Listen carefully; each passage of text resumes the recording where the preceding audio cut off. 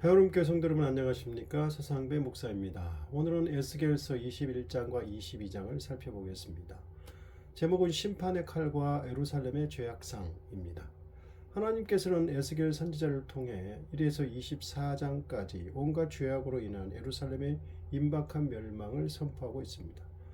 에스겔 18장이 개인적 차원에서 악인을 심판하는 하나님의 공의를 다루고 있고 19장은 왕적 차원에서 20장은 국가적 차원에서 악인을 심판하시는 하나님의 공의를 다루고 있습니다. 19장에서는 남유다 말기의 왕들 여호아하스, 여호야긴, 시드기야를 중심으로 애가가 전개되고 20장에서는 출애굽 당시 이스라엘의 역사로부터 포로기까지 실패의 역사를 다루고 나아가 포로기 이후 회복의 시대까지 다루고 있습니다. 첫 번째, 남방인 남유다를 태우는 심판의 불 20장 45절에서 49절 20장 1에서 44절까지는 이스라엘의 국가적 차원에서 실패의 역사를 서술하고 있습니다. 그런데 20장의 끝부분인 45에서 49절은 심판의 도구인 불에 대한 주제를 다루고 있어서 심판의 도구인 칼에 대해 다루고 있는 21장과 이 부분이 자연스럽게 연결됩니다. 두 번째, 심판의 도구인 칼의 노래 21장 1절에서 7절 이스라엘의 죄악에 대한 하나님의 분노의 심판을 앞부분에서는 불을 사용하여 은유적으로 표현했는데 여기서는 칼로 상징됩니다. 그런데 심판이 의인과 악인의 차별이 없이 진행됩니다. 실제 남유다가 망할 때 의인들도 함께 포로가 되어 잡혀갔습니다. 이스라엘 백성들은 하나님의 백성으로서 상호 연결된 유기체적 공동체이기 때문에 심판을 함께 당할 수밖에 없습니다. 그러나 악인과 악인의 심판은 외형상 같으나 그 내면적인 면에서는 서로 다릅니다. 의인은 악인과 함께 심판을 받긴 하나 그 모든 것이 결국 그에게 선하게 역사되어지며 악인에게와 같이 가혹한 형벌로서가 아니라 보다 나은 정진을 위한 징계의 수단으로서 임하는 것입니다. 세 번째, 칼의 노래의 확장 21장 8절에서 32절 또 여호와의 말씀이 내게 임하여 이르시되라는 양식을 통해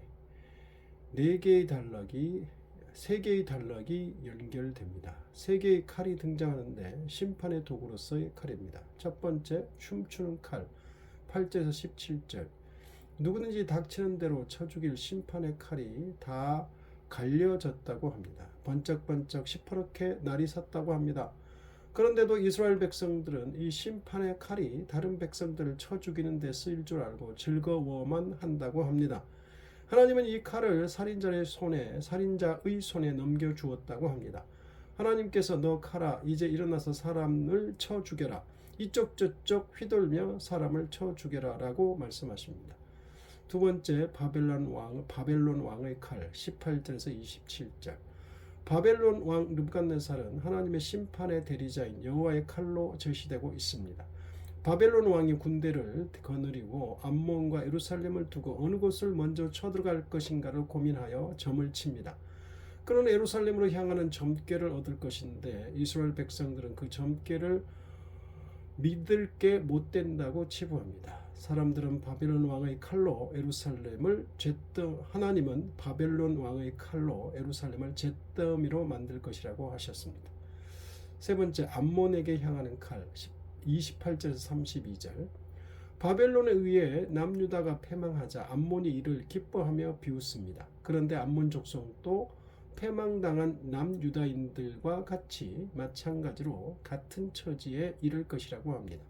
즉 바벨론에 의해 패망당하여 죽임을 당하리라고 합니다. 암몬은 실제 예루살렘이 멸망한 지 5년 후에 멸망당했습니다. 22장은 남유다가 심판받을 수밖에 없었던 그들의 죄악상을 적나라하게 드러내고 있습니다. 지금까지는 주로 이스라엘 족속의 우상 숭배죄와 관련된 하나님의 심판이 선포된 반면 22장에서는 그들의 윤리적 범죄 행위와 관련된 하나님의 심판이 선포됩니다. 첫 번째, 범죄자들의 도성 예루살렘 1에서 16절 예루살렘을 살인자들의 도성이라고 합니다. 끔찍하게 사람을 죽이고 나쁜 짓을 밥 먹듯이 하고 가난하고 불쌍한 사람들을 잡아 죽이는 살인자들의 도성이라고 합니다. 살인과 범죄로 온 세상에 더러운 이름을 떨치며 혼란과 폭력만이 가득 찬 도성이라고 합니다. 지도자들은 죄 없는 사람들을 죽여 권력을 남용하였다고 합니다. 죄 없는 사람을 중상모략하여 사형 선고를 내리고 갖가지 성적 타락이 성행하기도 했다고 합니다. 재판관들은 뇌물을 받고 죄 없는 사람들에게 사형 선고를 내렸고 부자들은 빈민들을 갈취했다고 합니다. 그러므로 예루살렘 사람들은 자신들이 저지른 죄악 때문에 온 세상 사람들이 보는 앞에서 수치를 당하고 고난을 받게 될 것이라고 합니다. 두 번째, 불순물인 찌꺼기 같은 이스라엘 17절에서 22절. 이스라엘을 쇠를 녹일 때 나오는 불순물인 찌꺼기에 비유하며 심판을 선포하십니다. 이스라엘 족속들이 은을 재련할 때 나온 불순물과 같은 존재라고 합니다. 그들은 하나님께 범죄함으로 그토록 쓸모없는 존재로 전락해 버렸다고 합니다. 그러므로 예루살렘 성을 용광로 삼아 그들을 심판하겠다고 합니다. 이는 예루살렘 주변 성읍에 살던 이스라엘 족속들이 하나님의 심판 결과 바벨론 군대의 침공을 받고 견디다 못해 예루살렘 성으로 도피해오지만 예루살렘 성에서 멸망하게 될 것입니다. 세 번째, 예루살렘 지도자들의 죄악상 22절에서 31절. 거짓 선지자들이 많이 있어 자신들의 유익을 위해서 거짓되이 예언하며 다른 사람들을 속이고 그들의 재물을 탈취하였다고 합니다. 제사장들은 율법을 범하고 재물과 헌금을 더럽혀 놓았으며 거룩한 것과 속된 것을 구별하지 않으며 부정한 것과 정한 것을 구별하도록 깨우쳐 주지도 않았으므로 사람들이 제멋대로 죄에 빠져 산 것이 모두 제사장들의 책임이라고 합니다. 고관들은 백성들을 인도하며 보호해야 할 자들인데 오히려 권력을 남용하여 백성들을 해쳤다고 합니다. 그리고 거짓 선지자들은 이런 고관들에게 온갖 거짓된 아첨의 말로 그들을 위하고 두둔하였다고 합니다. 그리고 평범한 백성들마저 포악하고 강탈을 일삼고 가난하고 궁핍한 자를 압제하고 나그네를 부당하게 학대했다고 합니다. 그런데도 아무도 바로잡고자 하는 사람이 없으니 하나님께서 분노를 그들 가운데 쏟으며 진노의 불로 그들 행위대로 그들 머리에 보응하시겠다고 합니다. 기도하겠습니다. 하나님 아버지, 에스겔 21장 22장을 살펴보면서 우리가 어떻게 살아야 하며 이 세대가 악으로 죄악으로 가득 차더라도 하나님의 백성들만큼은 거룩하게 살아야 한다는 것을 알게 해주심을 감사합니다.